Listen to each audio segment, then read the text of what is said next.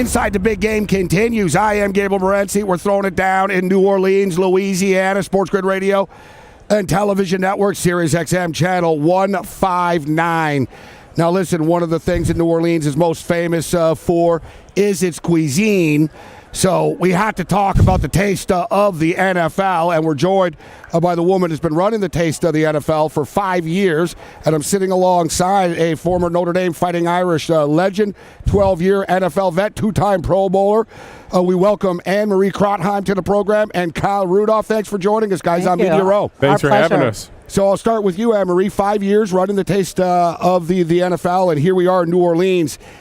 You have to get excited to think, oh, God, taste of the NFL going to a city known for its food like New Orleans. It does not get any better. And Taste of the NFL here in New Orleans will be a culinary and gridiron extravaganza. We have 30 chefs, 25 locally renowned chefs. We have 5 nationally recognized chefs. We'll have the best of New Orleans. We have representation, Chef Folse from Restaurant Revolution. We have Brennan's. We have Dookie Chase. We have the Palace Cafe, Zazu.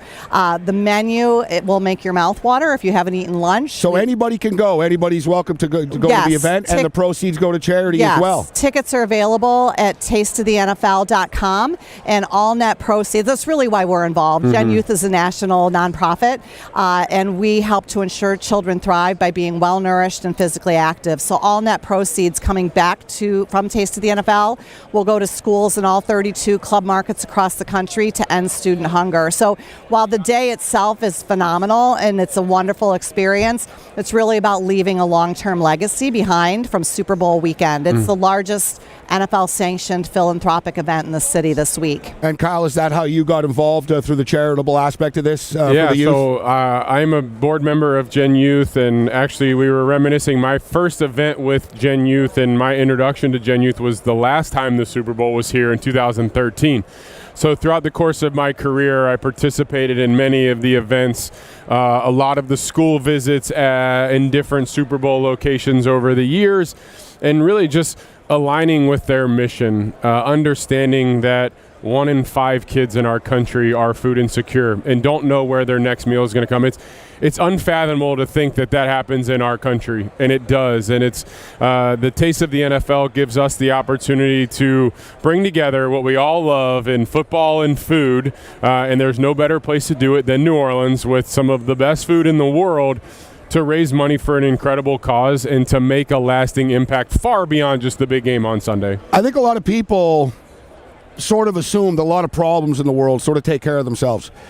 We had some vets on earlier in the week, and they provide dogs for returning military members. And he was so thankful we get the word out. And it takes these events, doesn't it? People have really, you have to do something on your own. You can't just say, well, let other people do it. And it really is amazing to me, Anne-Marie, as well, to just see how much the NFL really is involved in these things behind the scenes that people don't realize with so many different charities and youth groups. And I think that's really the priority of the league, is to do good in the city where the game's being held and have that long-term benefit. Through our work last year in Las Vegas, we netted about $2 million. Wow. And again, that money went back to schools across the country. Another great city with great chefs, too. You've been knocking it out of the park. And we expect to even surpass that here this year in New Orleans. And we're so lucky to have Kyle. He's one of our board members who elevates, the cause through his platform as a NFL alumni player, through the league itself. And we'll have many other players with us on Saturday. Doug Flutie will be with us, Demario Davis. We have James Brown from CBS Sports will be with us. So it's great that these players give their time and give their energy and help uplift this mission for Gen Youth to help end student hunger. Now, one thing that I've noticed about spending the week here, fried food is the way to go. And I think you two probably have a healthier lifestyle than I do, so I don't mind it. But what about you, Kyle? You mentioned, man, you love the crawfish, the catfish, the oysters, the gumbo. And you can get all of that at Taste of the NFL on Saturday. The menu is incredible. Anne-Marie mentioned some of the great chefs and what they're cooking up for everyone to just sip. This isn't the time to eat healthy. We want to instill that wisdom into our kids in schools across the country and educate them on proper diet and nutrition, but Saturday night's not the time for that. We want all the good, authentic New Orleans cuisine, and it's there. So if you're here in town and you want to come out and support, you will not regret it. It is some of the best food you will ever have, and I promise you will not regret the decision to come to Taste of the NFL. Kyle, I got to ask you about the big game that's coming up. I remember when you came, you went to Notre Dame, and you were like a monster for a tight end, right? And there wasn't big tight ends before, but you look at how the position has evolved right now, and, you used to sort of be the Mark Bavaro's guys. I know there were the Ozzie Newsomes, but who was your guy growing up? Who was your favorite player? For me, watching guys like Tony Gonzalez and Jason Witten, Antonio Gates. And you were a basketball guy, too. People don't remember. One of the best high school basketball players in Ohio State history here. Thank you. And I've had that conversation a couple times where the basketball skill set really transitions over to the tight end position.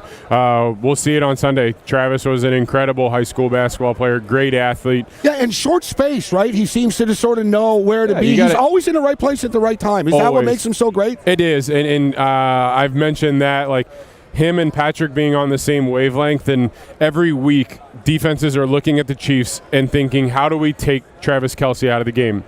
And yet he finds ways throughout the course of the play to find space. As a and Bills get open. fan, bro, I'm all too you've aware. Seen it. I've yes, seen you've it. Seen it. And even if he's not doing much, but when it's 3rd and 6, Mahomes goes to him when he gets 7. Right? And he does. It's the way it goes. I'll be interesting to see the way Philly matches up with him. They play so much zone coverage, and you can't do that against Travis Kelce.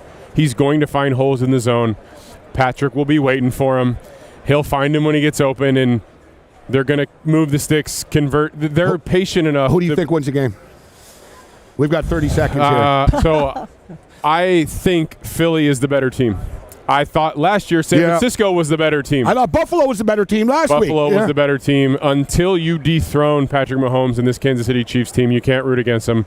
I think the Chiefs win again, and they solidify themselves as the greatest 10-year dynasty this league has ever seen. We'll see what they can do for the next decade. The Patriots have something to say about a 2-year decade, two-decade run. Taste of the NFL. Be there, enjoy yourself, and support the cause.